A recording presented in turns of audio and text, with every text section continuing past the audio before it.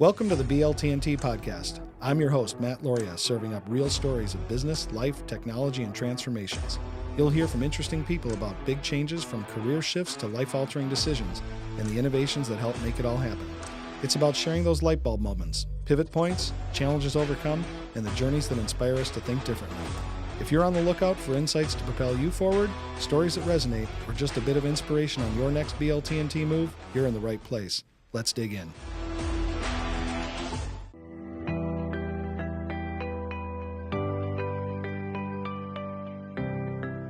Well, here we are with another episode of the BLTnT Podcast. I'm Matt Loria, and I'm sitting here with my guest, Dan Weingartz.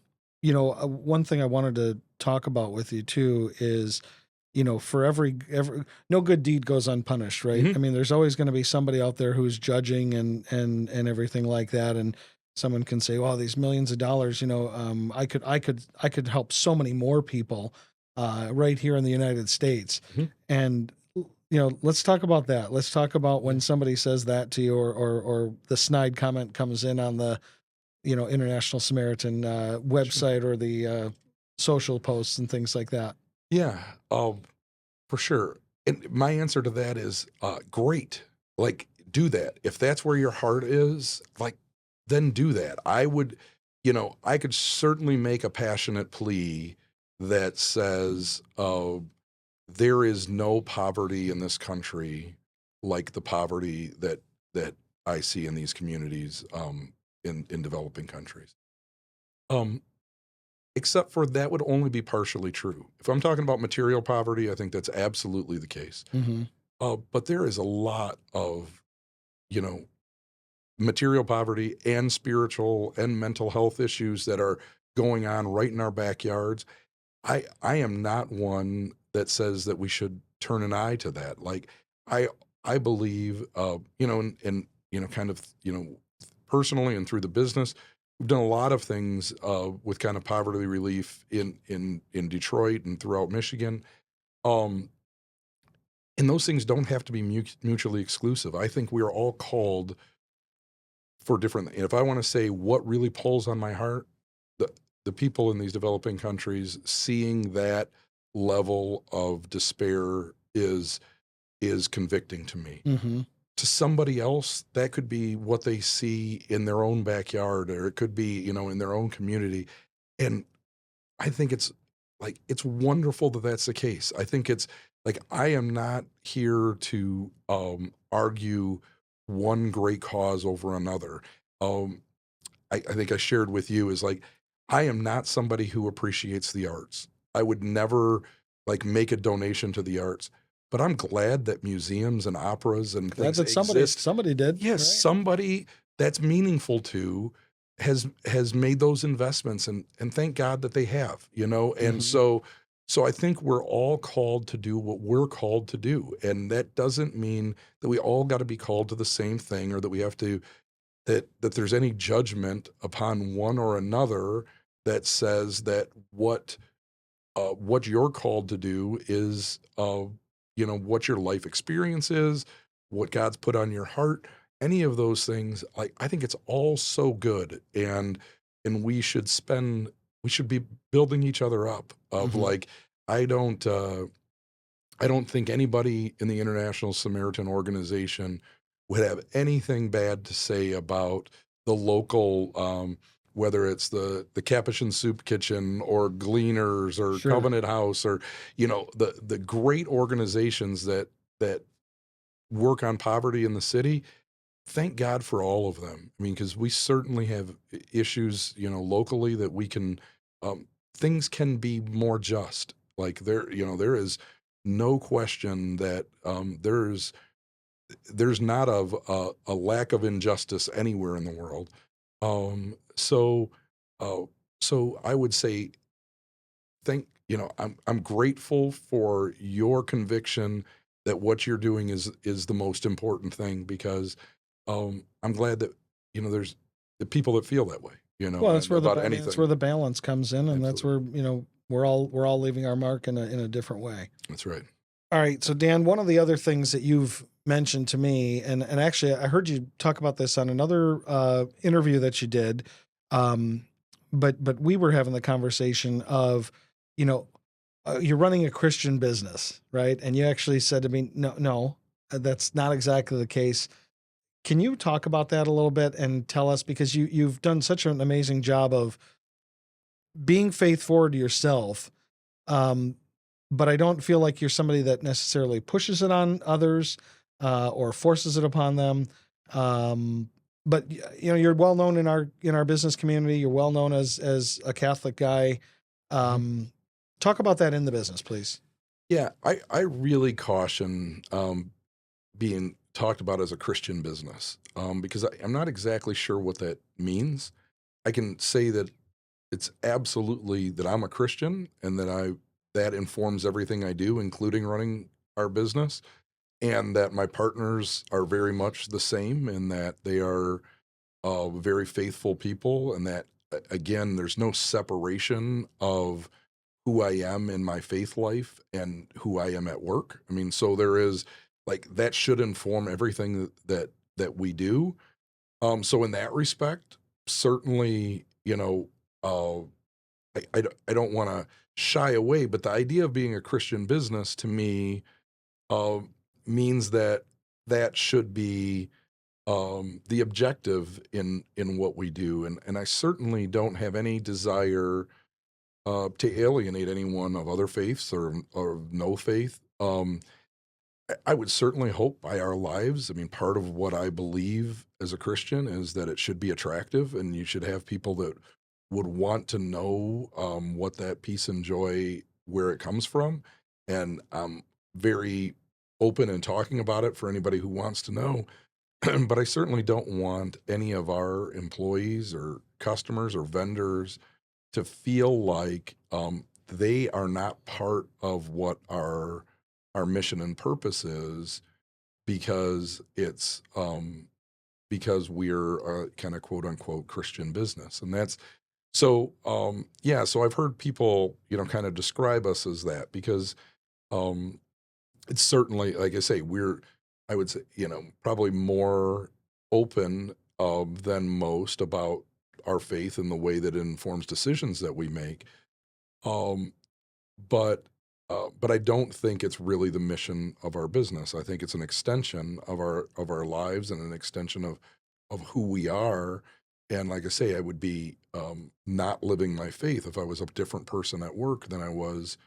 But I guess I would say also, like, uh, I think it's kind of being cheap to Christianity because um, we're also a profit business, and like there is nothing about our business that I'm, uh, that I am ashamed of in the fact that we look to make money. And sometimes when you're making decisions about profit, you want to do them always in ways that are ethical and honest and that are, I'm not, as I say, I'm not going to let business decisions send me to hell, Mm-hmm. but they're not always good for everyone. And Sure. we make decisions every day that are bad for vendors, bad for a customer, bad for an employee. And any of those things, um, to me, if I was running a Christian, I think as a Christian running a business means that I've got to make sure that I'm doing those things for honest reasons and that I've been, ethical and, upfront. But if I was truly running a Christian business, I wouldn't make profit decisions. I would have to make the decision that's in the best interest of everyone involved. And frankly, I make decisions all the time that are in the best interest of the owners of the business. Mm-hmm. And those things are, uh, I don't. To me, that would not be living our faith. I mean, that is to me is that's Christianity on the cheap. I want to do things that are like meaningful and compassionate, and like I want that to be who we are. I mean, like as people, and I do believe that those also go in line with good leadership. Um, and I never want to shy away from the fact that absolutely my faith, you know, controls, all the decisions that I make and everything that I do in the world.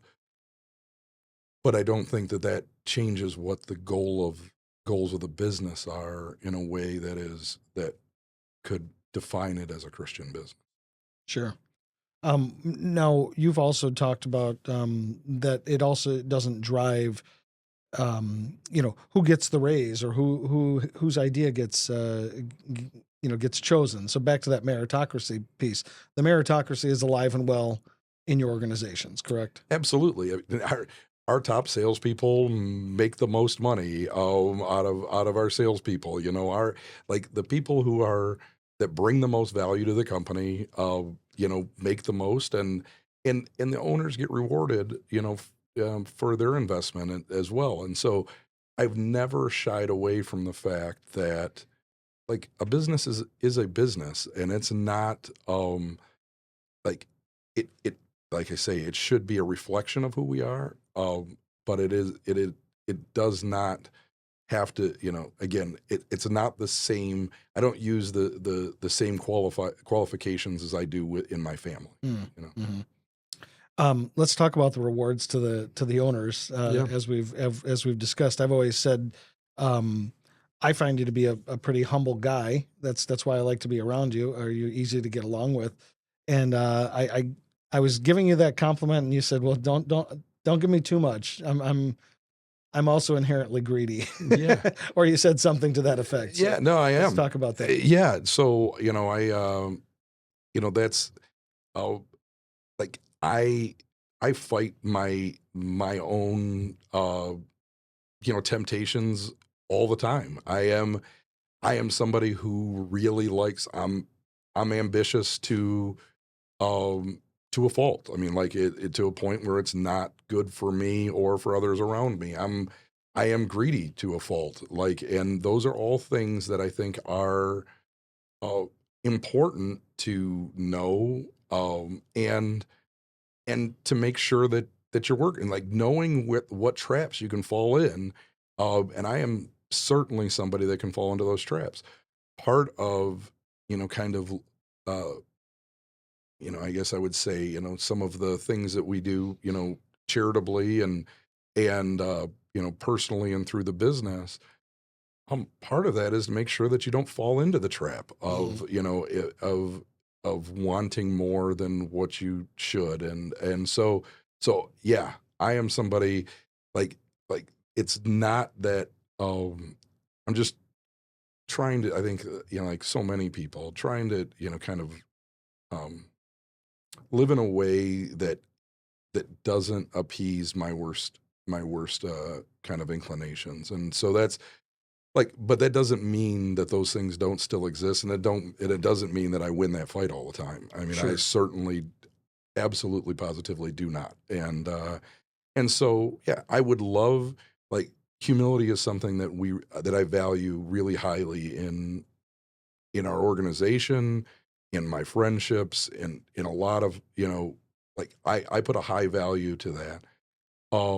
That doesn't mean that I'm always successful in that. And that is, because I always believe, humility is that it's not about thinking about yourself less. It's about thinking about yourself less, not thinking less of yourself. It's like you just like it just doesn't have to be about, me, and it doesn't have to be. But like I say, my natural tendency is, I'm pretty much about me. Mm-hmm. And so it's just trying to fight that and make that to be like, try to use some of the grace that I have in other strengths to say, let's combat that. And because I think so I would say, like, I try to use, kindness and compassion are gifts that I have. Use that to battle some of these To balance it, right? yeah, to balance that out. And so, Well, I mean, but it goes back to when we talk about your strengths or talk about any of our strengths, right? Why does the leader of the organization typically have these attributes, right? Mhm. Well, because they actually serve the organization quite well as Mhm. well, and that's why they're typically highly compensated.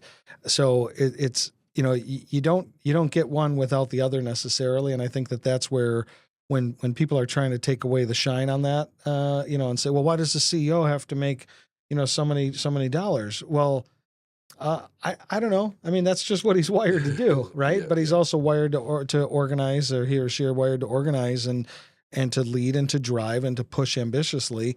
And so maybe it sounds like I'm defending here, but I'm definitely defending the leveraging of strengths in strength positions. yeah. And I also believe you brought up Pat Lencioni, and I didn't comment on it at the time, but if you want to talk the business book, he's my favorite. I've read them all.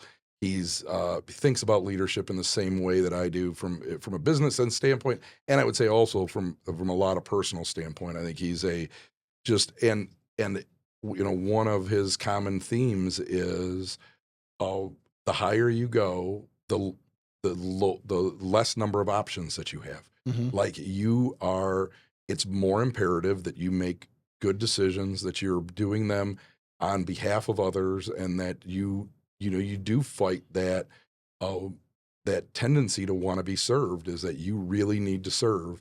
And the farther up an organization that you go, the more you realize my options are less.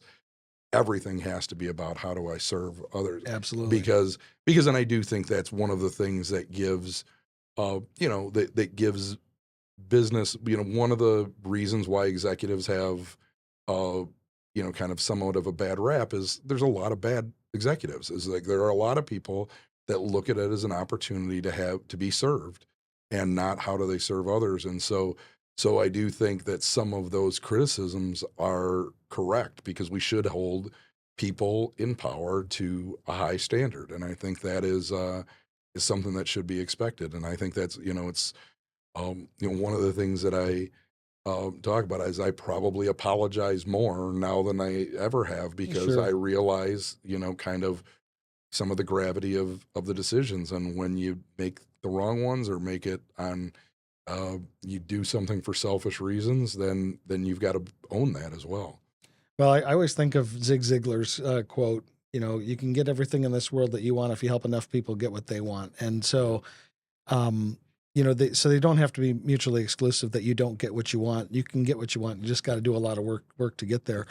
Um, I think that it behooves every business leader to have a service arm or be in the service business. In our business, we're in the service business, Mm-hmm. right?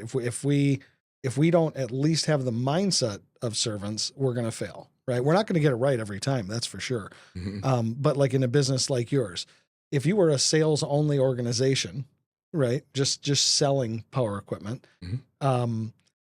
that's a different sort of that can feel a lot different than having the service organization, right? You have to treat those people differently. You've got a variety of customers. You've got retail customers, you've got commercial customers, Mm-hmm. both with the needs to get something back quickly, one with a different need because it's ringing the cash register, Yep. the other one because they want to have their front lawn look nice. Yep. But what do you think about that? I mean, I think that I feel like that's the blessing and the curse of being in the service business for me is I got to be thinking of others first. Otherwise, I'm out of business.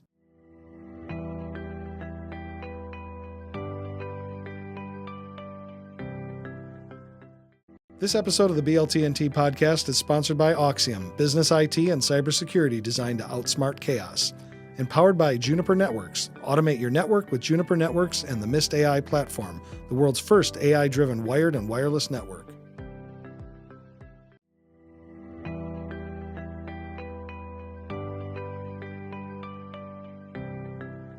Oh, yeah, that is a great analogy, and I've said something similar. I don't know if I've thought about it that clearly before, where there is something about when uh, you got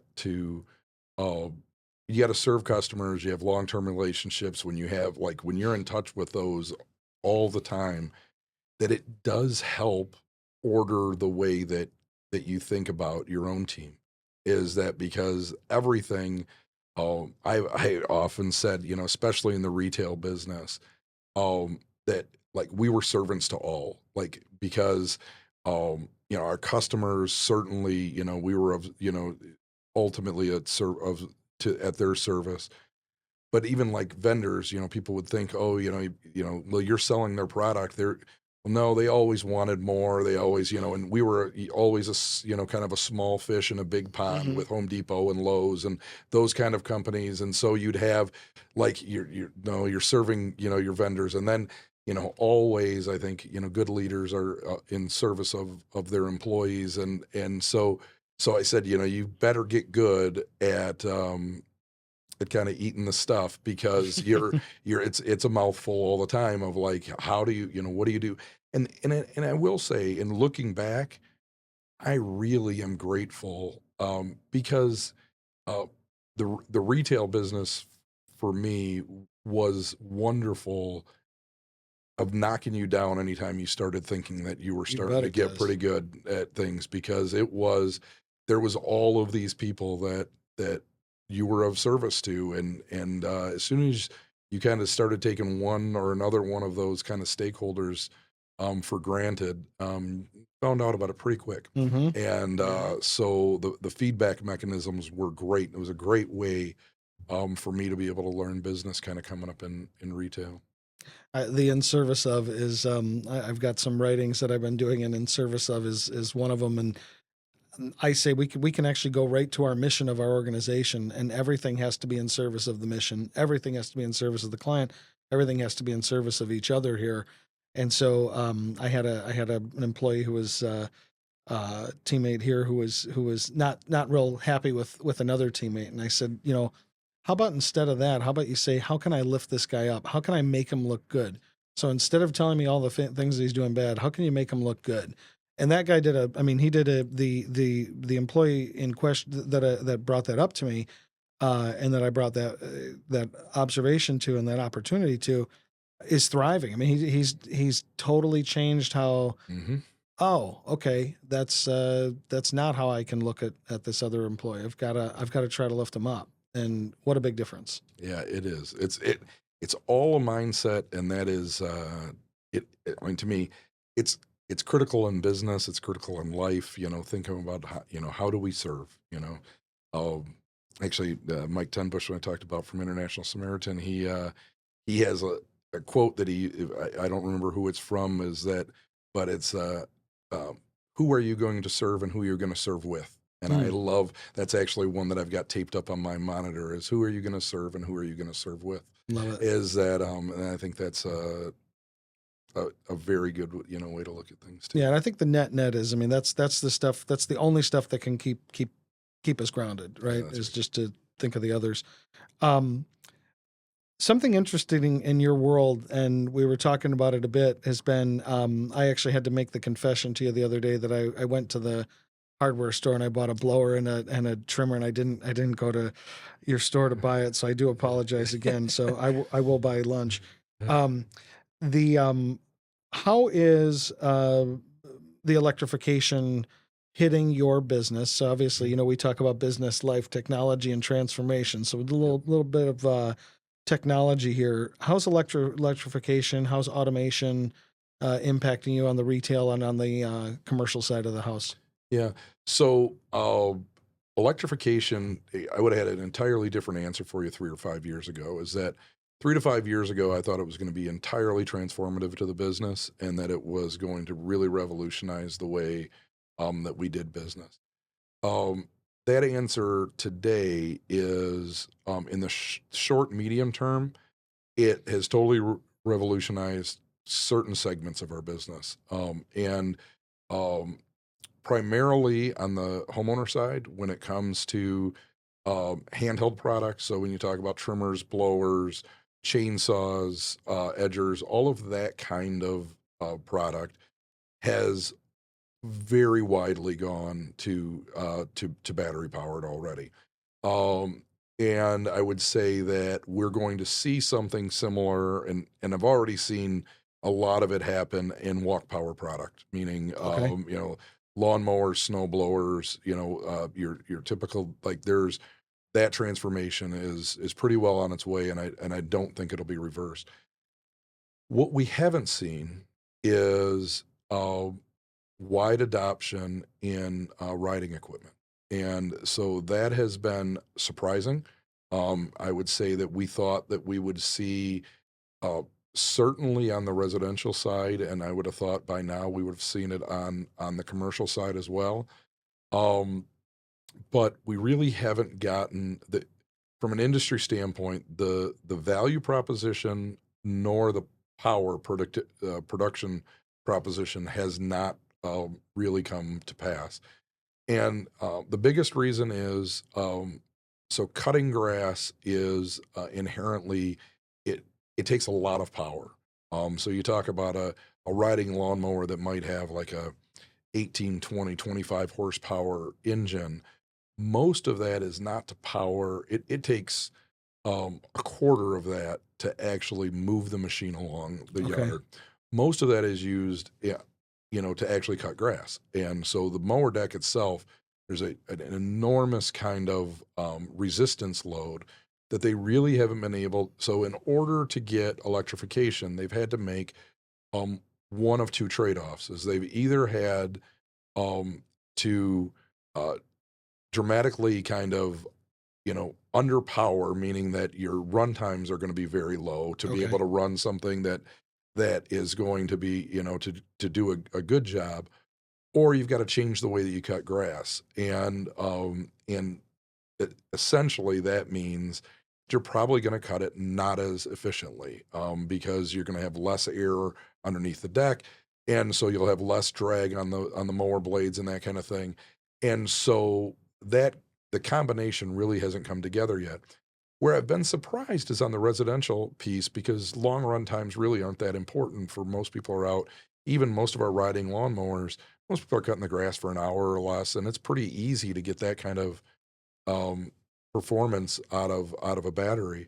Um, but there is this the adoption just really hasn't happened, and the market has shown very clearly that it's not ready for it. And so we are on the commercial side. I would say most of our manufacturers are on any riding product and on most commercial product. We're starting to see some commercial trimmer blower, I should say trimmer, chainsaw, edger more. Blowers are also another one that's really difficult. They take a lot of power Hmm. in relative terms from a commercial standpoint. Um, but most of our manufacturers are almost they're scaling back significantly to the point of almost discontinuing all new projects on electrification for riding equipment and for commercial product. And it was surprising. I thought it was going to be very transformative to our business. I do think that there is still a potential transformation that will happen, whether that's 3 to 5 years or more like 5 to 10. I do think electrification will become another hot button because of automation. Hmm. Is that now we're starting to see some production autonomous equipment on the commercial side. And when you start talking about taking out, significant labor dollars, automation, electrification helps automation in some respects. Hmm. And so I think we'll see, because of automation, we'll see another generation of either electric or what we're seeing right now is some more hybrid technology to be able to power the what's going to be required for automation. And what I don't have a great feel for, I don't think it's probably in the next 3 years. Whether it's 5 years out or 10 years out, I think is probably the question of Hmm. when we see widespread adoption in autonomous machines. And just to give people some color on that, say there's a commercial building, whether it's a Mhm. retail or office type building, there's often some significant landscaping around those, whether it's parking bunkers or whatever, Yep. and everything like that. But are you thinking that you're going to see where an electrified unit that's autonomous, it'll maybe cut the more visible areas more often, or things like that, where it's kind of just leveraging the battery power differently, or the scheduling, or because it can cut all night long. Yeah, You know. so kind of there's a little bit of each of those. Is that so the biggest reason is it's easier to control electric motors than it is like traditionally most of the like riding equipment that you see or all of the commercial equipment that you see is all they it gets driven off of hydraulics, Okay. and then the blades get driven off of a belt that comes off of the engine, and so it's much easier to control electric motors more precisely than it is hydraulic motors or a gas powered engine. And so what we'll see, I think, like, so I'll give you the production unit that we're selling just as of a couple of months ago is designed for a landscaper to be able to go out, and while they're doing other things on a property, right now it's primarily for what I would say like kind of big open area cutting. Okay. But while you might have somebody out there for 3 or 4 hours mowing the grass while you're doing the trimming, edging, blowing, tending to the flower beds, all of those kinds of things, you take that person off and use an autonomous machine. And so it'll go out and using a combination of GPS and kind of laser guided systems to be able to mow the grass without an operator. And so I think as that happens, like we see some autonomous in the residential side now, kind of what I would call like the Roomba for your yard, not high adoption to that because it is kind of it's a lot like a Roomba, is it kind of just goes and runs all the time, and it doesn't.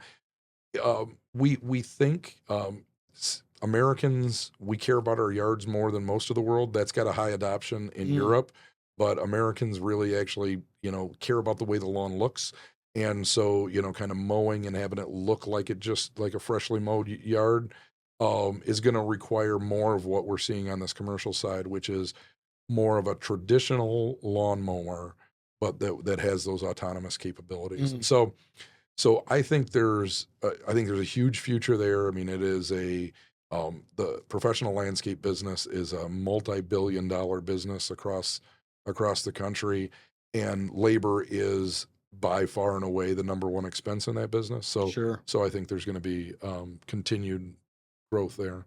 Great. Well, it'll be interesting to see what the how this turns out and if it becomes such a big disruptor. I certainly think the automation piece is going to be a big disruptor. But like you said, 5 to 10 years, probably more likely than the 3-year mark. Yep, I would think so. AI, you guys using AI in the organizations that you run? Yeah, we are. I would say we have not yet harnessed what I would like consider like a real application of AI. But I would say for most of our leadership, the go-to is no longer a web search. The go-to, the first thing that you go to now is AI. And I think it's very interesting of kind of when you look at kind of the generational differences. And I'd say like starting with like my kids' ages, like I said, my kids are 18 to 23. Like they're the first generation that is kind of AI native. Like they are just like the way that they think about problems, I think is so much different. And we're seeing that in our place is the way that we are thinking about problems is just, kind of use the term now of like, there's no need to wonder. Like, like we can just find out. Like we don't need to like wonder if somebody's doing X, Y, or Z. Well, we don't need to wonder. Let's, chat GPT and find out if anybody's doing, any given thing. And so the way we think about gathering data, the way that we thinking about how we solve problems,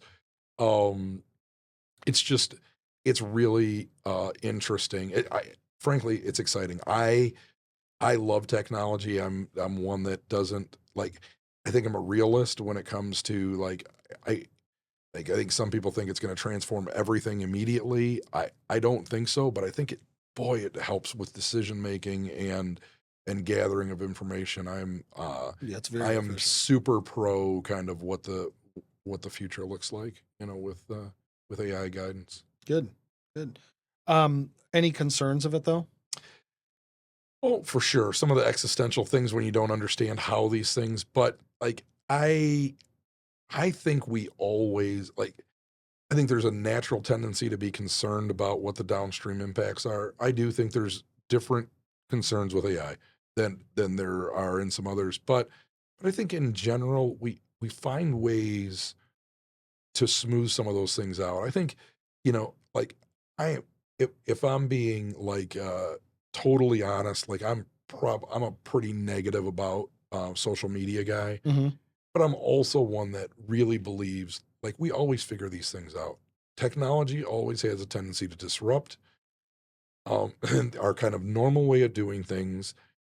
It'll a lot of times then make things worse, Mm-hmm. and then we figure out how to make it useful for us. And I think we're kind of starting down that path with social media. I think we're going to do the same with AI. I think there's going to be bad things that happen. Like I think there are going to For be, sure. the disruption is going to be negative, in some ways, but then we find ways to I guess harness things and make them work for our own flourishing. Yeah, it's unfortunate we have to learn through the negativity though, right? I mean, it's Yes. it's like the things that I have older kids and younger kids. Mhm. The attitude that we have as parents right now about I mean, I don't know a parent right now of young kids who is encouraging social media use Yeah, right. for their children. We know the dangers, we know the psychological dangers of it, and we're trying to be better than we were before. Um, so hopefully with this one we'll have some of the learnings from the last kind of wave of technology, and we'll be a little Mhm. bit smarter. But I think you're right. I think we're gonna have to go through some pain before we recognize, okay, this is the appropriate way to use these tools. The other challenge is obviously the exponential nature of the growth is the scary part. And so, kind of like with you talking about, the company growing faster than you were growing into your own positions. Um, thank goodness that worked out well, right? And I hope that we have. I hope we get a few lucky breaks on that, Yeah. in this exponential curve here. Agreed.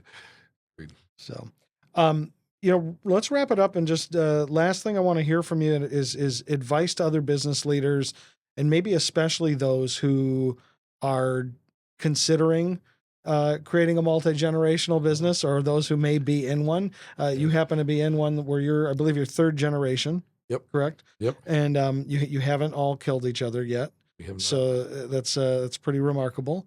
And that you've made it past the chasm. I mean, the second gen chasm is usually the second to third is usually where the wheels come off.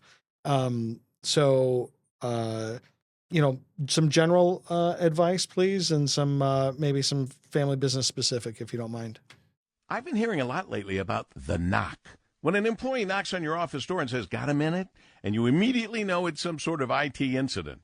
But Auxiom IT can help. Whether you're having a problem, need consulting, an upgrade, or a managed IT approach, they focus on preventing cyber attacks and proactive solutions that deliver results. My friend Matt Loria and everyone at Auxiom are ready to help before or after you get the knock. Visit Auxiom.com and let Auxiom IT help you outsmart chaos.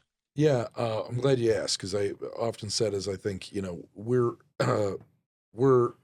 decent business people, but we've been really good about the family business part of our, out of business. And so, yeah, and we're actually to the point where the fourth generation now is in charge of more of the business than third even is. And so, we've kind of officially I think made it through the third generation that usually screws things up. So I'm grateful that because I am on the younger end of 7 children that we're all partners in the business, and 3 have retired from the business. 2 more are retiring this year, and so it'll just be in the third generation. My younger brother and I, and then like I say, there's 5 fourth generation owners, and then some other fourth generation that are working in the business. And so the biggest advice in hindsight, I don't know that he knew what he was doing purposefully, but my dad handled this masterfully. Is like he really understood at a young age of how important it was to be clear and honest and open about what our roles are, how things are going, what the kind of the path of the business was. I had those conversations as a teenager. I mean, like those were things that were very normal. We had, so it was always very clear that, again, that we were there to serve the business and not the other way around. And so we had conversations about like highest and best use of, like how do we use everybody's talents to the best of their abilities? How do we do, what does the business need right now? And how do each of us play a role into that? Was he a Drucker fan?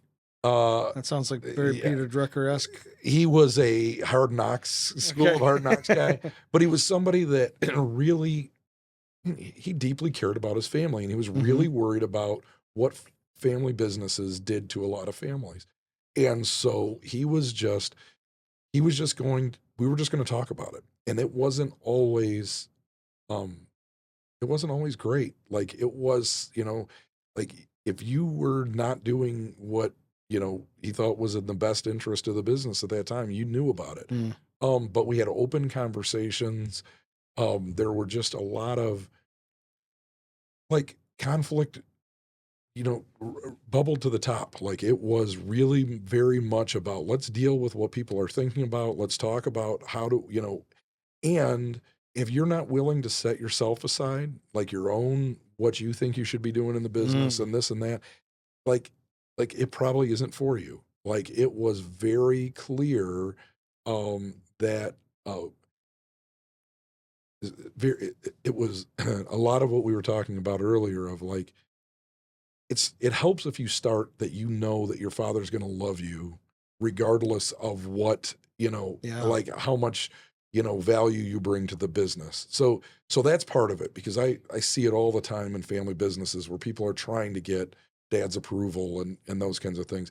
Not that certainly that dynamic existed with me and with other, I think probably with all of our family, but there was no real worry like that was, and so then it makes it a little bit, when you can take care of the family part of the family business, then you can start to concentrate on the business and saying, how do we go about things, being true to values, being very clear about the way that we do things, why, the why behind it all, trying to guard against greed, trying to, set up expectations of one another that were, just really clear and important to say, like, none of us are more important than what the business success is, the business continuity.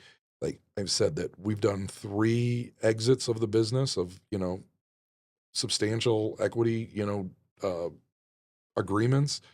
None of them have taken longer than an hour. We always went out to dinner afterwards. Wow. We genuinely enjoy each other's company. We, it really is, it's been a great blessing. People generally, when I say, oh, I had, like back when it was 7 of us that were all partners, and actually at that time we're partners with my parents. So it was, so you were saying, oh yeah, we got, and people are like, oh boy, that's got to be tough. And I'd say, I'm going to tell you, like, I love it. I wouldn't trade it.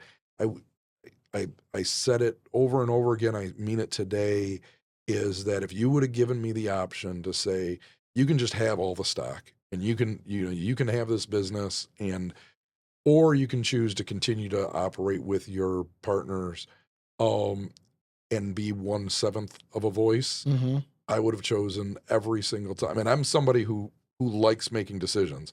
I would have chosen to be partners with them every step of the way without question and it's been outstanding. Family businesses can be great. They can be terrible, and they can be toxic, and they can tear families apart. Like, so it's like a lot of things. I mean, they can absolutely be worth it. You just got to understand, what you're willing to sacrifice, and then also understand when maybe it's like, if it's not going to work, we had always said we would just quit. Like we would just stop doing business if we ever felt like it was going to tear the business apart. Tear the family apart. It was tear the family apart. I'm sorry. Yeah, if it was ever going to tear the family apart, then we'd either sell it or just stop or whatever, because it was not ever going to be worth that. And we had to be kind of convicted to that. You know, it's like you've got to really understand that was where you were going. And so it's not like this isn't some giant endorsement of like, oh yeah, family business, you know, but I will say when it's right, it is awesome. It's awesome for the people that, you know, that get to do it. I think it's been awesome for our employees to have, you know, kind of a good functioning family. And, you know, I think it's like generationally, I love the work that I get to do now where I'm working with this fourth generation and, you know, kind of, and I guess, you know, mentoring or whatever you want to, like, it's just like, it's awesome. I enjoy every bit of it. But it's about setting up and, you know, the guardrails. The trade-offs are like anything that's worthwhile in the world. They're substantial, and you got to be willing to say, you know, where am I going to draw the lines, and where am I going to, how are we going to talk about this? But if communication is important in anything, I would say marriage and family business. Those would be the two that, boy, it's, you know, and say the same thing about marriage and having a family. Like it's the best. Yep. Except for if it's not, like, you know, then it's the worst. Yeah. So it's like most things that are worthwhile. It is, yeah. So in my experience, it's been outstanding, but it takes work. Well, I think to wrap it up, I mean, the communication and the intentionality of, you know, family first.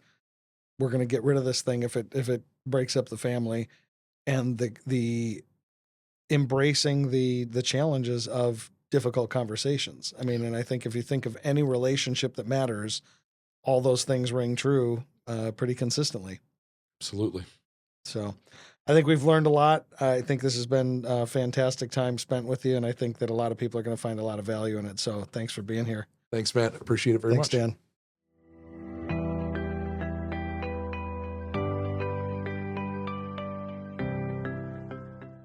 This episode of the